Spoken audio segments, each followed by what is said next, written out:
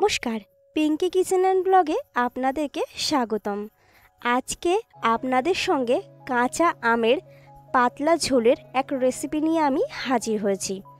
এইভাবে আমের পাতলা ঝোল বানিয়ে খেলে যাদের মুখে রুচি নেই তাদের কিন্তু ভীষণই ভালো লাগবে।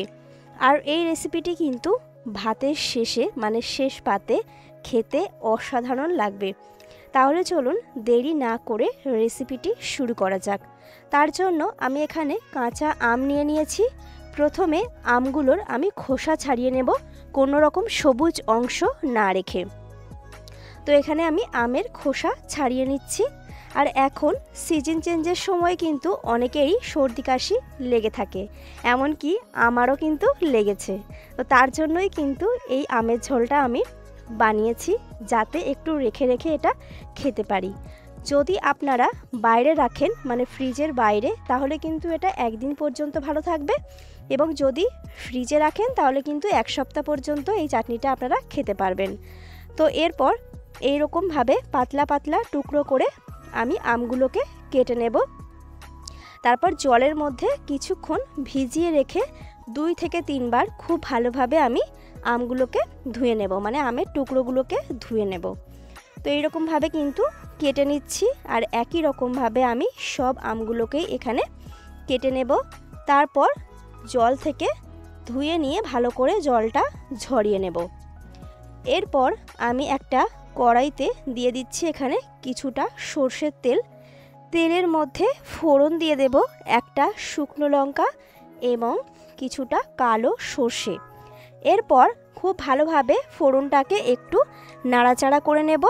তারপর যে আমের টুকরোগুলোকে আমি কেটে জল ঝরিয়ে রেখেছিলাম সেই আমের টুকরোগুলোকে দিয়ে দেব। তারপর তেলের মধ্যে নাড়াচাড়া করে 1 মিনিট মতো খুব ভালোভাবে আমের টুকরোগুলোকে ভেজে নেব। তেলের মধ্যে কিন্তু একটু নাড়াচাড়া করে নিতে হবে, তাহলে কিন্তু এটা দারুণ একটা টেস্টি হবে। এরপর এর মধ্যে আমি দিয়ে দেব কিছুটা এমনি নুন, কিছুটা বিট নুন এবং হলুদ। এমনি নুন আর বিট নুন দুটোই দিলাম, কারণ বিট নুন দিলে এটা কিন্তু ভীষণ সুন্দর খেতে লাগবে, তার জন্য আমি কিছুটা বিট নুন এখানে দিয়েছি। এরপর সব কিছুকে খুব ভালো করে একটু মিশিয়ে নেব। তারপর মিশিয়ে নেওয়া হয়ে গেলে আমি এর মধ্যে দিয়ে দেব প্রয়োজনীয় জল, মানে যে যেরকম ঝোল বানাতে চান সেই অনুপাতেই কিন্তু জলটা দেবেন।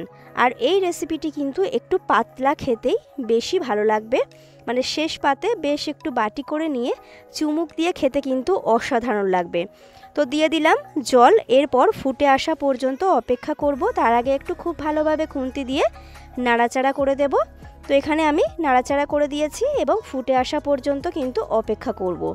তো মোটামুটি 1 থেকে 1.5 মিনিট পর এটা কিন্তু খুব ভালোভাবে ফুটে আসবে, তখন এর মধ্যে অ্যাড করব আমি চিনি। তো দেখুন এখানে খুব ভালোভাবে ফুটে গেছে এবং আমগুলোও কিন্তু 50%-এর উপরে বেশ ভালোভাবে গলে গেছে। এই পর্যায়ে একটা ছোট বাটির হাফ বাটি চিনি আমি এখানে দিয়ে দিচ্ছি। আপনারা আমের টক অনুযায়ী মিষ্টি ব্যবহার করবেন এই চাটনিতে। এরপর চিনিটা গলে যাওয়া পর্যন্ত একটু কিন্তু নাড়াচাড়া করে সময় নিয়ে এটাকে রান্না করে নিতে হবে। তারপর এর মধ্যে আমি দিয়ে দেব হাফ চামচের মতো ভাজা মশলা। ভাজা মশলাটার মধ্যে রয়েছে গোটা জিরে, ধনে, মৌরি, তেজপাতা এবং শুকনো লঙ্কা।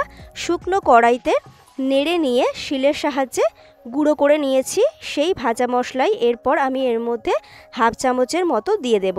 ভাজা মশলাটা দেওয়ার জন্য এই চাটনিটায় কিন্তু দারুণ একটা ফ্লেভার আসবে এবং খেতেও কিন্তু অসাধারণ লাগবে। তো দিয়ে দিলাম ভাজা মশলা। তবে এটা অপশনাল, আপনারা কিন্তু না চাইলে ভাজা মশলাটা না দিয়েও এটা বানাতে পারেন, তবে দিলে কিন্তু একটু ভালো লাগবে।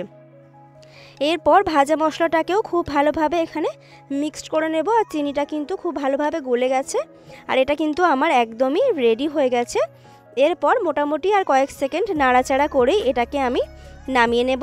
আর এই চাটনিটা কিন্তু একটু ঠান্ডা হলেই খেতে বেশি ভালো লাগবে, তো তার জন্য ঠান্ডা করে নেব। আর চাটনি কিন্তু কখনোই অ্যালুমিনিয়াম পাত্রে রাখা যাবে না, তার জন্য আমি স্টিলের বাটিতে এখানে নামিয়ে নিচ্ছি।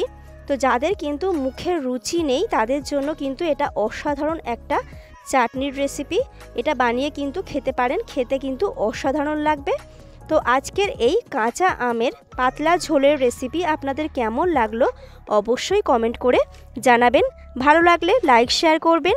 আর আমার চ্যানেলে যারা নতুন তারা অবশ্যই আমার চ্যানেলটিকে সাবস্ক্রাইব করে দিয়ে পাশে থাকবেন। চলুন আজকের মতো টাটা, দেখা হচ্ছে পরের কোনো ভিডিওতে। ততক্ষণ ভালো থাকবেন, সুস্থ থাকবেন আর অবশ্যই কিন্তু এইভাবে কাঁচা আমের পাতলা চাটনি বানিয়ে বাড়িতে খাবেন এবং সকলকে খাওয়াবেন।